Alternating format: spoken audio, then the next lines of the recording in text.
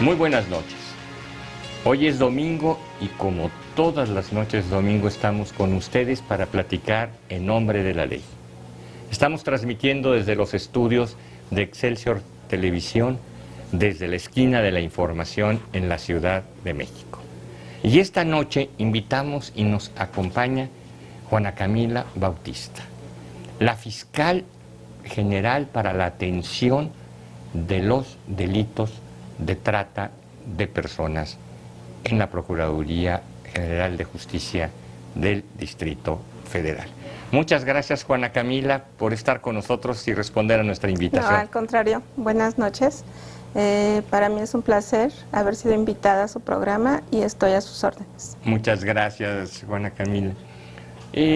Juana Camila, para comenzar te preguntaría yo, ¿qué es esto de la trata de personas que ahora la hemos escuchado en los últimos años en muchas ocasiones y que a veces nos da la idea errónea de que se trata de prostitución, o la idea también errónea de que se trata de lenocinio, o que se trata de cuestiones normalmente eróticas, etcétera, y que no logramos distinguirlo? ¿Qué es la trata de personas? Sí, bueno, mire, la trata de personas es un delito que fue agregado a nuestra legislación penal vigente allá a finales del año 2007. Finalmente, en nuestro Código Penal se califica la trata de personas como el traslado, el enganche, la promoción, el recibir, el entregar a una persona para que finalmente sea explotada sexualmente, haya comercio sexual y produzca un beneficio, obviamente al probable responsable o en este caso al tratante.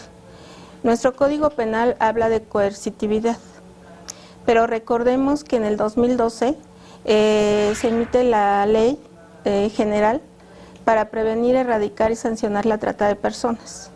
Asimismo, para darle atención a las víctimas de este tipo de delito. Es una ley que es benéfica precisamente para el tema, porque ya no exige para el tipo penal la coercitividad, el sometimiento, la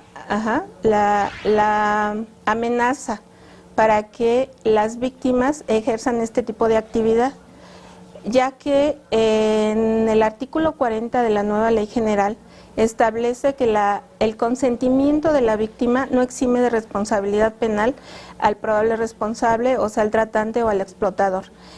Sí, como usted dice, lamentablemente esta modalidad de trata de personas está muy ligada a la prostitución, pero quiero aclarar que la prostitución es una cosa y la trata de personas es otra muy diferente.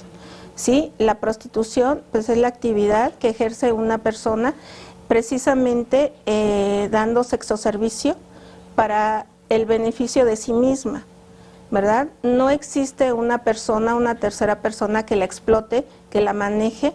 Ni que la administre, así es, ni que la organice. Exactamente. Esa no está penada, esa es sí, claro. Una actividad que no se castiga. Así es, que es lo que se llama la prostitución o el sexoservicio. Sí. La trata de personas, ahí ya tenemos una figura del tratante, del explotador, del probable responsable, que obtiene un beneficio económico precisamente de la explotación sexual de la víctima.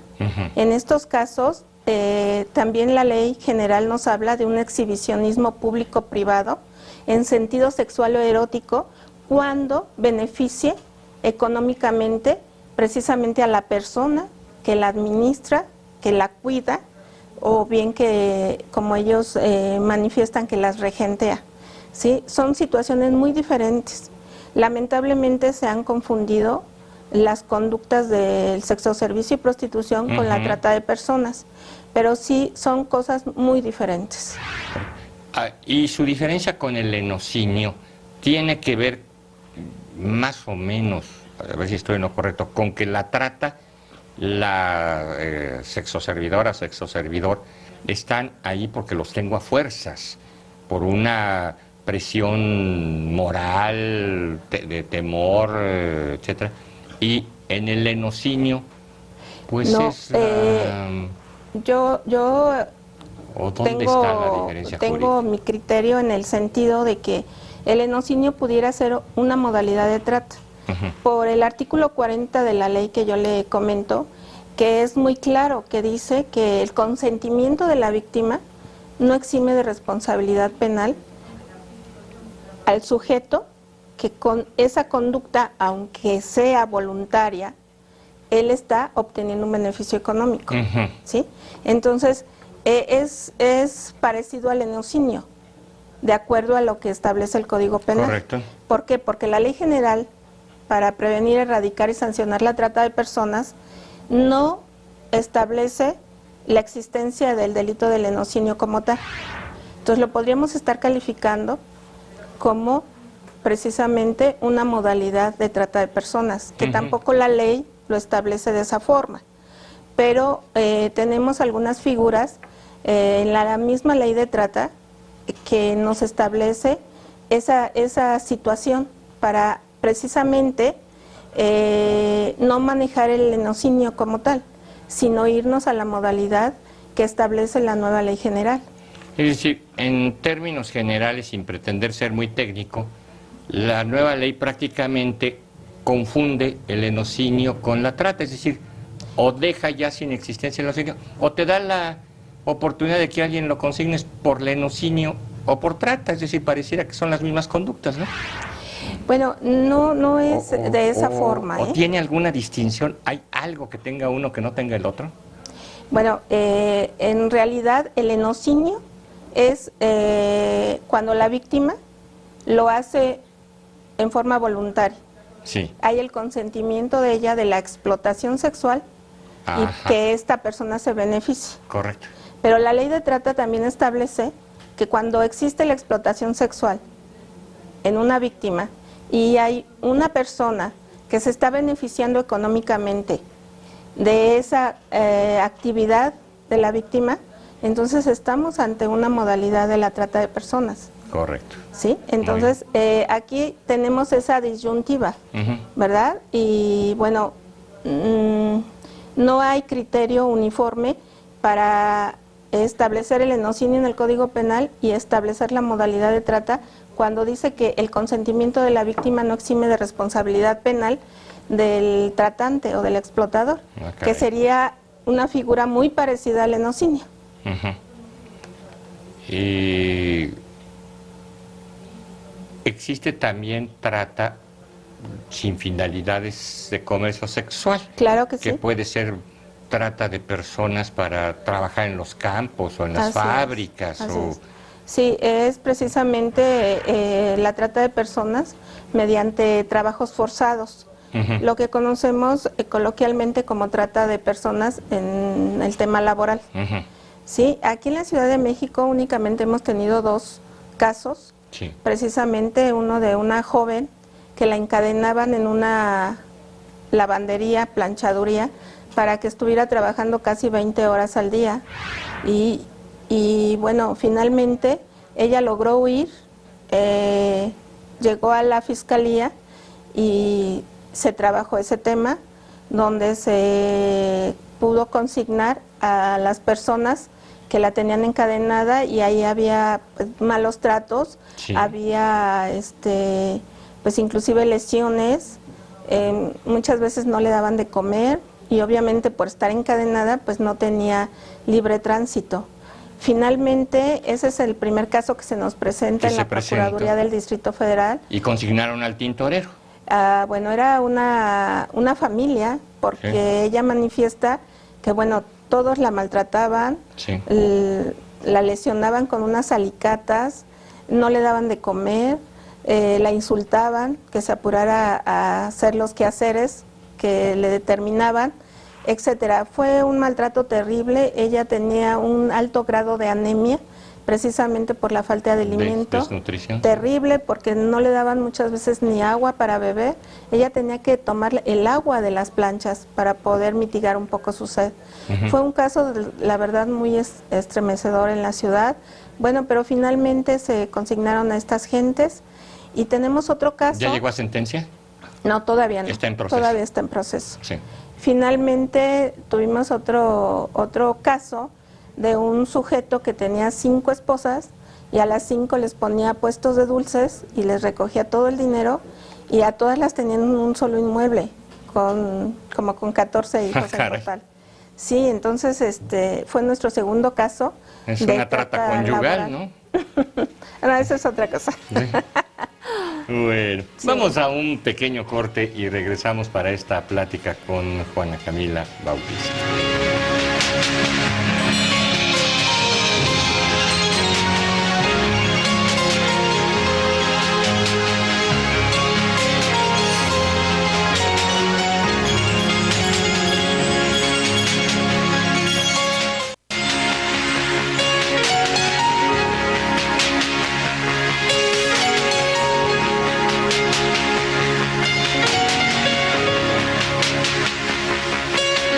Proseguimos nuestra plática con Juana Camila Bautista sobre trata de personas. Juana Camila, en estos delitos nuevos, que siempre tienen la complicación técnica, que vale la pena aclarar ante el público, de que precisamente por su novedad generan dificultades para la Fiscalía de poder integrar debidamente la investigación y la acusación, generan dificultades para los propios juzgadores de poder valorar las cuestiones desde los instantes previos, libramiento de órdenes, vinculaciones a proceso, hasta las resoluciones de sentencia. Genera problemas para los propios defensores, genera problemas para las víctimas del delito, que a veces no ven satisfechas sus deseos de castigo o de justicia, y genera problemas en general hasta para la opinión pública, que a veces se desconcierta o incomprende muchas de las tareas. ¿Cómo van los casos? ¿Qué casos importantes has visto? Había un caso que estuvo mucho o ha estado en el ámbito de la opinión pública, el caso de Tlaxcala, ¿no? Sí. ¿Cómo es ese Sí, caso? Precisamente en el tema de Tlaxcala, al iniciar nosotros la lucha contra la trata de personas, como lo dije yo a un principio, nuestro Código Penal exigía o exige todavía, porque todavía está vigente ese artículo, la coercitividad y el sometimiento. Lamentablemente, las chicas que son enganchadas y trasladadas de las entidades federativas, de los municipios más pobres de la República, estos sujetos, todos originarios del estado de Tlaxcala, van a Veracruz, Oaxaca, Chiapas, Tabasco, Campeche, San Luis Potosí, Sinaloa, inclusive también han ido a San Luis Potosí, ya lo mencioné, Guanajuato, inclusive Jalisco. Hemos tenido víctimas que han sido enganchadas y han sido explotadas por estos sujetos. Es una banda nacional, ya, ¿no? Sí, es una... Multirregional. Sí, así es, y un miembro de la familia no es el único que se dedica a esta actividad, sino los padres, los hermanos, los sobrinos, los tíos. ¿Por qué? Porque el mecanismo es ir, enamorar, seducir a la chica a alguna entidad federativa, trasladarla a Tlaxcala, los padres o la madre o las hermanas la cuidan, posteriormente ellos con engaños se las traen a la Ciudad de México y les dicen que tienen que trabajar porque él está en bancarrota. Primero la seducción y el engaño es hacerles creer que ellos son empresarios. ¿Por qué? Porque llegan muy bien vestidos, llegan con carros último modelo y ellas piensan que bueno, pues es el amor de su vida porque las enamoran, las engañan, las seducen, las trasladan a Tlaxcala con la familia y después a la Ciudad de México a venir a trabajar al supuesto negocio de que ellos son propietarios, y ya llegando aquí les dicen que pues están en bancarrota, que les tienen que ayudar a trabajar y que bueno, pues tienen que trabajar en el área de la Merced, Sullivan o Tlalpan.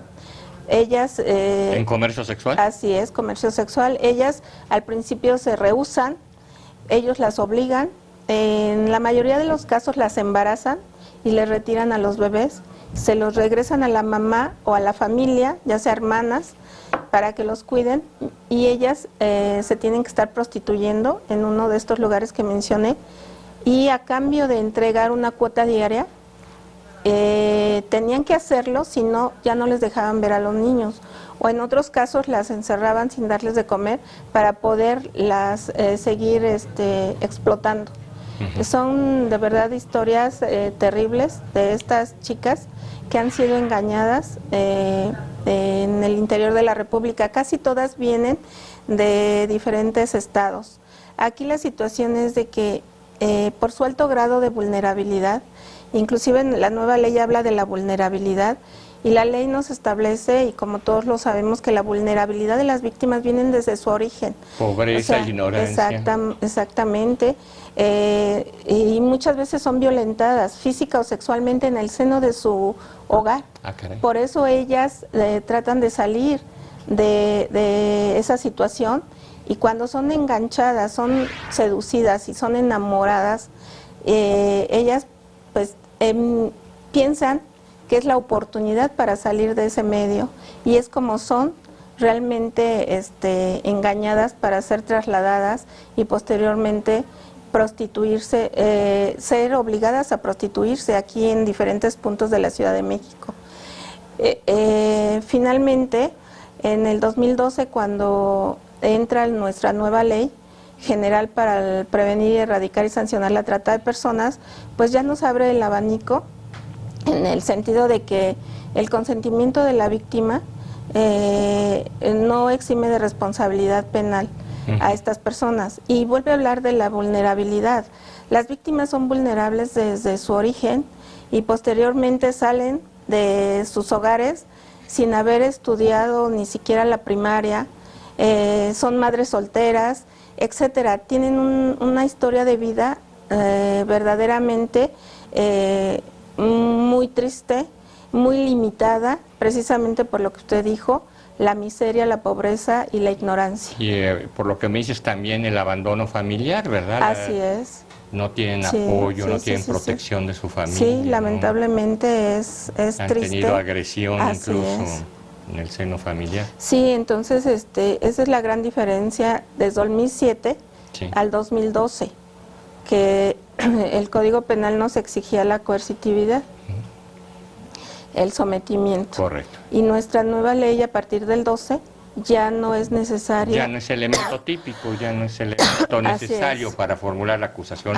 e imponer la pena. Sí, efectivamente. ¿Y qué pasó con esta familia tlaxcalteca? ¿Ya hubo alguna acción? Claro que sí. Es más, mediante oficio de colaboración nos trasladamos al estado de Tlaxcala y hemos rescatado a esos bebés que han sido que se le han retirado a las víctimas. Ya tenemos sentencias hasta de 63 años, precisamente en asuntos muy emblemáticos. Inclusive hay personas que no nada más se dedicaban a tener aquí a las víctimas, ni en otros lugares para ser explotadas, sino también enviadas a los Estados Unidos de manera clandestina para ser explotadas. Tenemos un asunto muy emblemático de un sujeto que era buscado también por el FBI, ya que él había llevado a víctimas y menores de edad al estado de Atlanta, en Estados Unidos.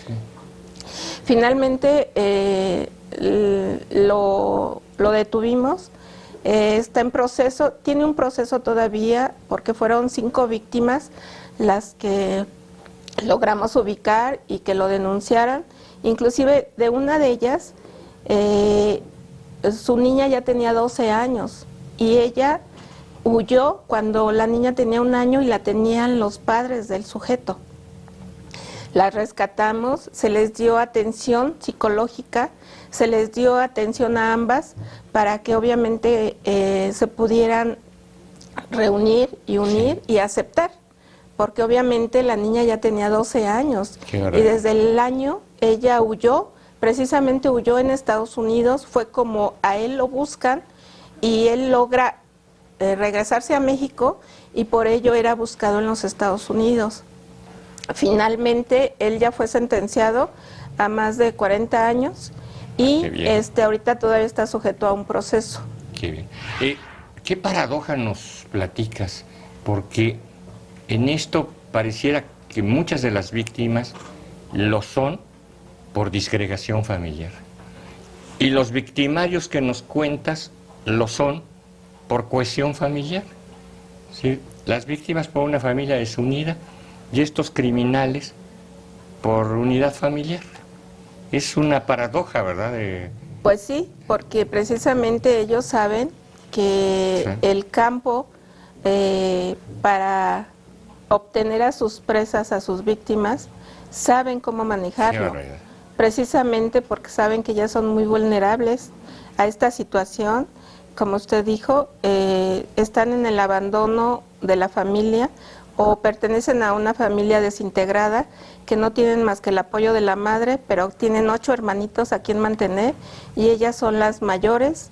Están trabajando ya sea en una cocina económica, en una tienda de ropa o en una tienda donde finalmente les pagan el sueldo mínimo y obviamente con eso no logran apoyar a la madre con 8 hermanitos. Claro. Entonces el sujeto sabe todas estas situaciones porque además penetra a conocer bien el seno familiar de donde proviene la víctima. Las engatusa. Así es, sí. Juana Camila. Sí, es muy triste. Te agradezco mucho, te agradecemos todos que nos hayas acompañado, que nos hayas explicado, que nos hayas informado sobre esta forma moderna de esclavitud, que es la trata de personas. Con mucho gusto, a sus órdenes. Muchas gracias también a ustedes por estar con nosotros y hasta la próxima.